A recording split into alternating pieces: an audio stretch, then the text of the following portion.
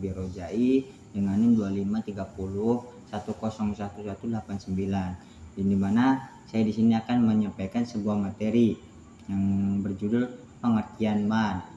Nah, jadi pengertian mad itu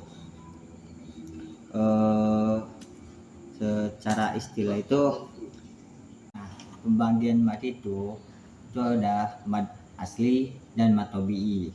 Nah, jadi saya akan menjelaskan mad asli dulu ya. Jadi mad asli itu mad yang asli atau pokok ya, atau tidak bercampur oleh sebab-sebab tertentu seperti hamzah dan sukun. Nah, itu adalah mad asli atau yang bisa dipanggil itu disebut mad tabii. Nah, jadi mad tabii penjelasannya itu ialah seperti pengertian yang dimana mad itu tadi ya, atau sudah menjadi tabiat atau disebutnya itu kebiasaan yang memanjakan dengan kadar 2 harokat. Nah, itu penjelasan mad asli dan mad tabii. Nah, selanjutnya saya akan mencontohkan mad tabii. Nah, jadi mad itu ya ada tandanya, yaitu alif, wawu, sama ya. Nah, jadi mad asli itu ada pembagiannya atau tandanya itu seperti alif, wawu, dan ya. Nah, jadi tandanya mad asli itu ada 3, yaitu alif, wawu, ya. Nah, jadi mad asli itu yang dimana itu sebelum huruf itu ada fathah ya. Jadi sebelum huruf alif itu harus ada kalimat fathah atau apa ya, harokat, bukan kalimat, harokat fathah. Nah, terus yang kedua itu ada wawu. Nah, wawu itu ini ya, sukun juga sama tuh. Terus yang ketiga ya, itu ada kasroh. Nah, jadi semuanya itu sebelum mad ini itu yang pertama itu ditandai dengan kalimat hamzah, wawu, sama ya. Tapi sebelum kalimat ini 3 itu ada tanda lagi, yaitu fathah, wawu, dan kasroh. Nah, jadi contohnya yang pertama itu alif ya, itu qola di surat Al-Baqarah ayat 67. Nah, jadi setelah harokat fathah, yaitu di depannya ada alif, itu disebut bisa jadi mad tabii atau yang disebut mad asli. Nah, itu yang pertama ya. Nah, adapun contoh lagi di surat Al-Fatihah ayat 5 yang berbunyi itu iyyaka.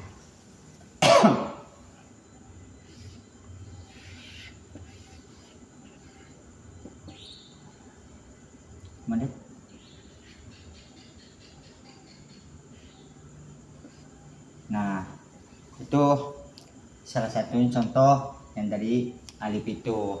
Jadi pokoknya alif itu setelah harokat fathah di depannya ada alif, itu disebut mad tabii atau disebut mad asli.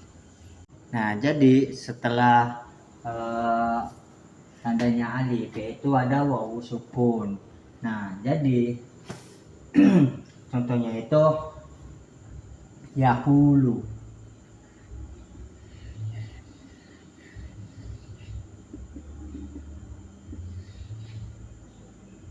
Yaqulu. Nah, jadi kalau setelah harokat domah itu bertemu dengan wawu sukun, itu mad tabii atau disebut mad asli. Nah, dimana panjangnya itu dua harokat ya. Membacanya yakulu. Ulang, saya baca lagi. Yakulu. Nah, jadi pokoknya sebelum kalimat atau kalimat harokat wawu sukun itu tanda dengan domah. Nah, setelah tandanya wawu sukun itu ada ya sukun. Tadi sama aja, tapi sebelum ya sukun itu harokatnya yaitu kasroh.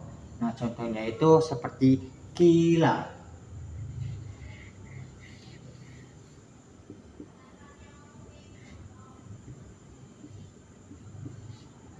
Nah, ini contoh dari ya sukun. Nah, jadi pokoknya ya sukun itu, pokoknya sebelum ya sukun itu harus ada tandanya kalimat kasroh atau harakat kasroh. Nah, seperti itu. Jadi bacanya itu dua harokat. Gimana itu? Kila. Jadi panjangnya itu dua harokat.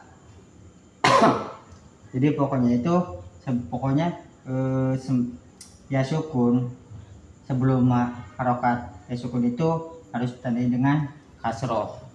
Nah, jadi mad itu ada pengecualian. Yang pertama itu bertemu dengan huruf sukun atau mati, yang dimana itu contohnya di Al-Baqarah ayat 24. Nah, contohnya itu wal hijarot. Nah, penjelasannya itu setelah harokat fathah ya, harokat fathah itu bertemu dengan sukun atau mati, itu tidak bisa dibaca panjang. Jadi bacanya itu langsung pendek, wal hijaroh itu. Jadi tidak bisa panjang seperti itu. Jadi yang kedua itu bertemu dengan syaddah atau disebut tasdid.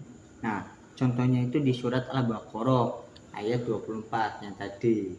Nah, contohnya itu Tuhanan.